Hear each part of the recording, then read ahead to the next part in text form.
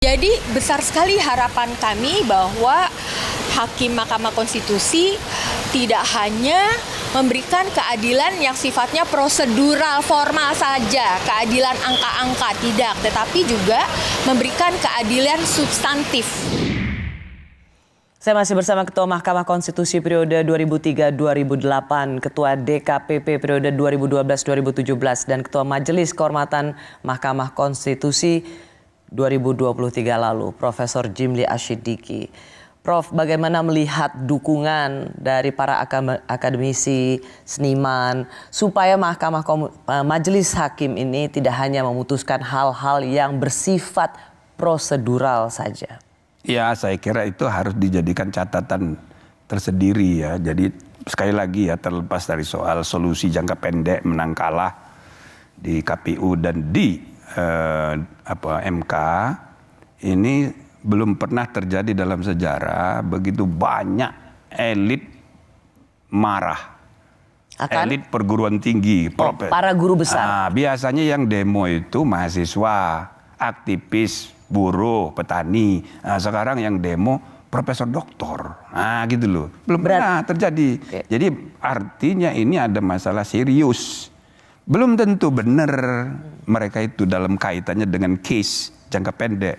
Tapi ada sesuatu yang harus ditanggapi dengan serius. Ada sesuatu yang serius. Karena belum pernah guru besar secara terbuka mengkritik. Jadi dalam politik ini kita harus bagi dua. Satu, 5 yearly politics. Itu di TPS.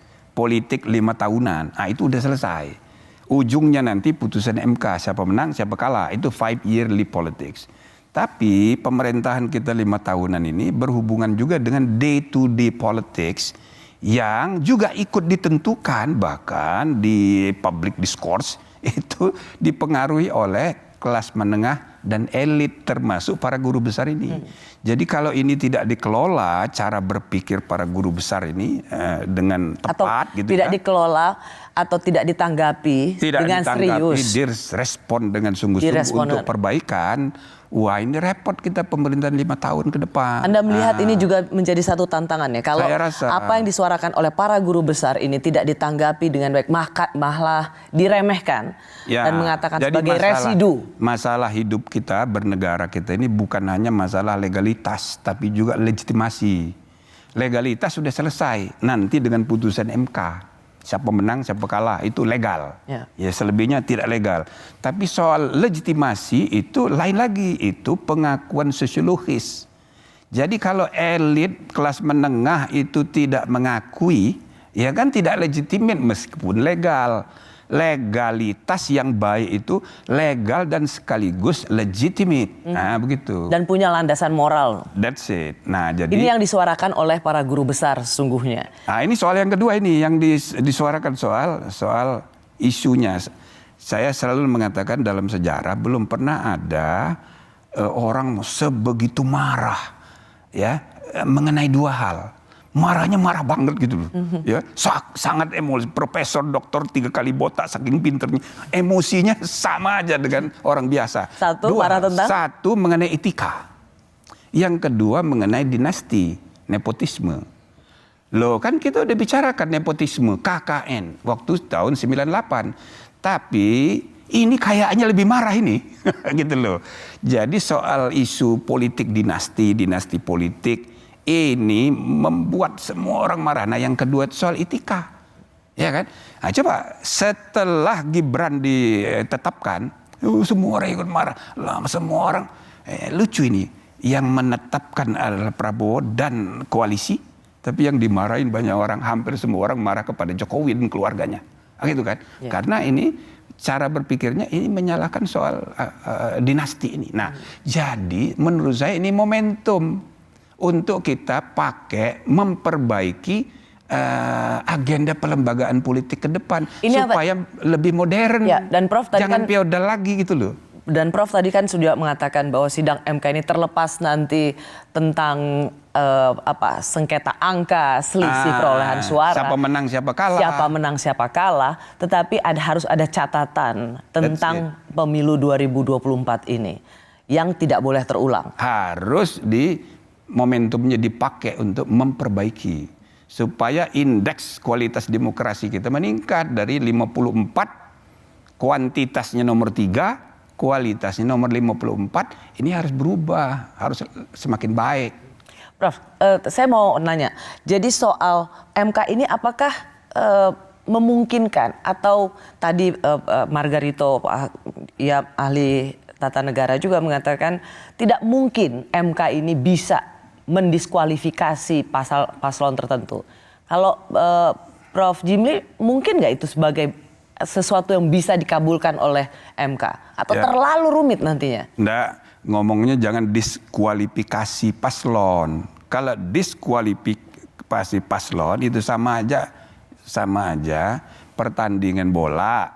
Sudah selesai, peluit, ada yang menang, ada yang kalah, lalu yang kalah teriak-teriak, itu harus didiskualifikasi, kan nggak bisa begitu.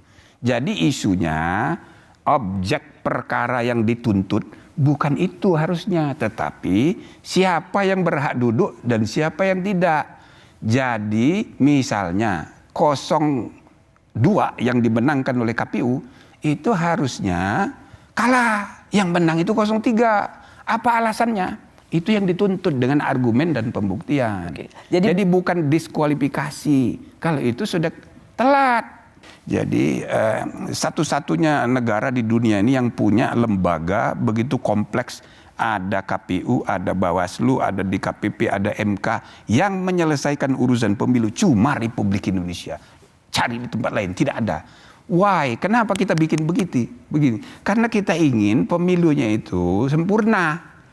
Sudah diselesaikan oleh KPU, tadinya ada Panwaslu di dalam KPU, dibikin independen, dikeluarkan.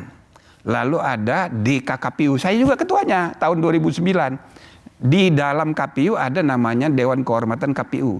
Lalu dikeluarkan lagi, mendekai KPU dan sekaligus Bawaslu, namanya DKPP.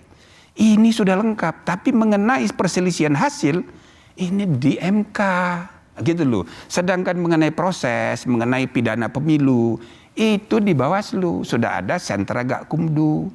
Jadi kalau misal ada pejabat, ada penyelenggara yang melakukan tindak pidana karena curang atau menggunakan bansos di luar prosedur dan itu korupsi atau apa sajalah. Tindak pidana yang terkait pemilu.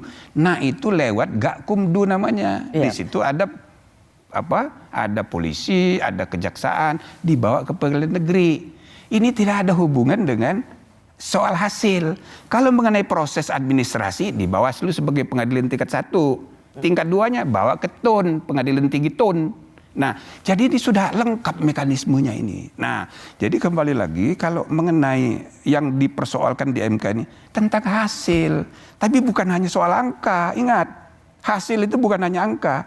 Kalau Anda punya bukti-bukti tentang kursi harus didudukin siapa, itu bisa. Ya, kalau itu bisa mengubah hasil. Bisa mengubah hasil. Di pilkada sudah sering, sudah ada kira-kira 10% yang dikabulkan. Kemudian di pilkada malah hampir 20%. Oh, jadi Prof Jimli ini termasuk mezhab yang apa yang terjadi di pilkada, rezim yang sama bahwa di pilkada bisa juga dilakukan di pilpres. Karena dalam ahli tata negara yang lain mengatakan tidak bisa, apa yang terjadi di pilkada tidak bisa diterapkan dalam rezim pilpres. Kalau Prof bisa, sama-sama pemilu. Berarti Prof termasuk dalam rezim yang apa yang disengketakan di pilkada bisa juga dilakukan treatment yang sama di pilpres. Tinggal nanti bagaimana hakim menilai bukti-buktinya. Kalau meyakinkan bisa dikabulkan di beyond angka-angka. Jadi jangan diledek MK ini mahkamah keluarga, mahkamah kalkulator, macam-macam gitu. Jadi dan Prof juga tergantung pembuktian. Ya, dan Prof juga ingin mendorong MK itu bisa menyelesaikan semua pertanyaan publik, kecurigaan publik tentang apa yang terjadi di Pilpres ini. Satu, harus menjadi catatan, dan dua, untuk legitimasi bagi siapa yang terpilih. Terima kasih Prof Jimli Asyidiki.